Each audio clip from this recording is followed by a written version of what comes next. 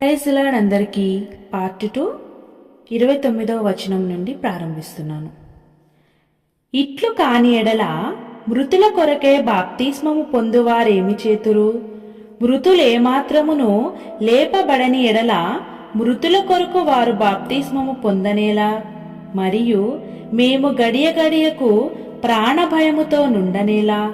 సహోదరులారా, మన ప్రభువైన క్రీస్తు యేసునందు మిమ్మును గూర్చి నాకు కలిగి ఉన్న అతిశయము తోడు నేను దినదినము చనిపోవుచున్నాను అని చెప్పుదును.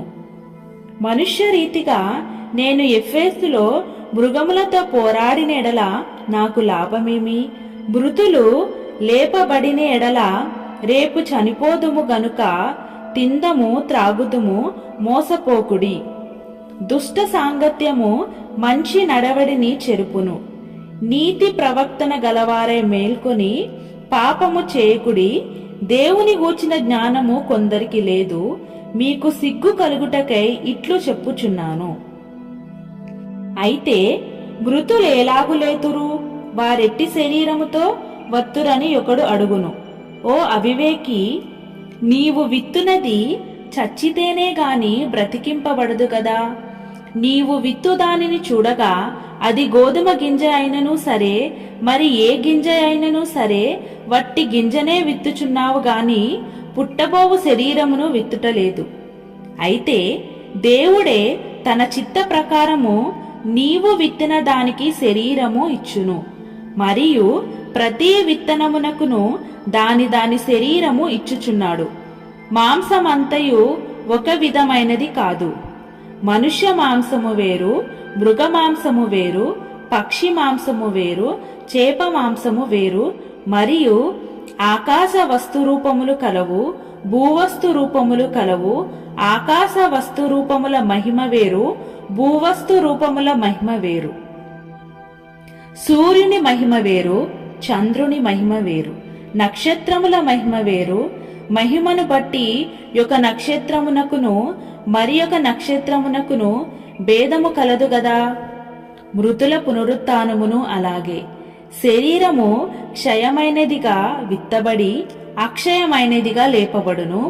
ఘనహీనమైనదిగా విత్తబడి మహిమ గలదిగా లేపబడును. బలహీనమైనదిగా విత్తబడి బలమైనదిగా లేపబడును. ప్రకృతి సంబంధమైన శరీరముగా విత్తబడి ఆత్మ సంబంధ శరీరముగా లేపబడును.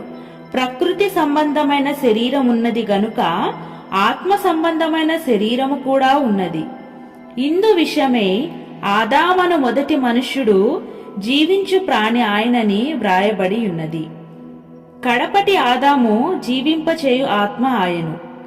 ఆత్మ సంబంధమైనది మొదట కలిగినది కాదు, ప్రకృతి సంబంధమైనదే మొదట కలిగినది, తరువాత ఆత్మ సంబంధమైనది.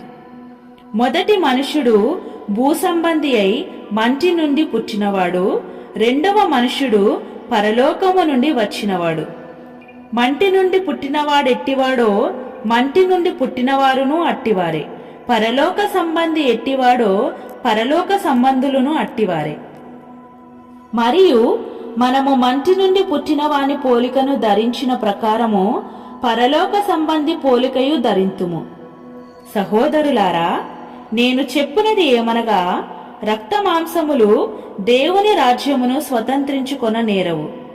క్షయత అక్షయతను స్వతంత్రించుకొనదు. ఇదిగో మీకు ఒక మర్మమును తెలుపుచున్నాను.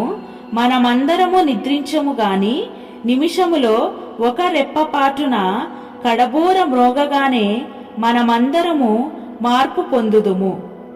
బూర మ్రోగును, అప్పుడు మృతులు అక్షయులుగా లేపబడుదురు, మనము మార్పు పొందుదుము. క్షయమైన ఈ శరీరము అక్షయతను ధరించుకొనవలసి ఉన్నది. మర్తమైన ఈ శరీరము అమర్త్యతను ధరించుకొనవలసి ఉన్నది. ఈ క్షయమైనది అక్షయతను ధరించుకొనినప్పుడు, ఈ మర్త్యమైనది అమర్త్యతను ధరించుకొనినప్పుడు విజయమందు మరణము మృంగివేయబడెను అని వ్రాయబడిన వాక్యము నెరవేరును.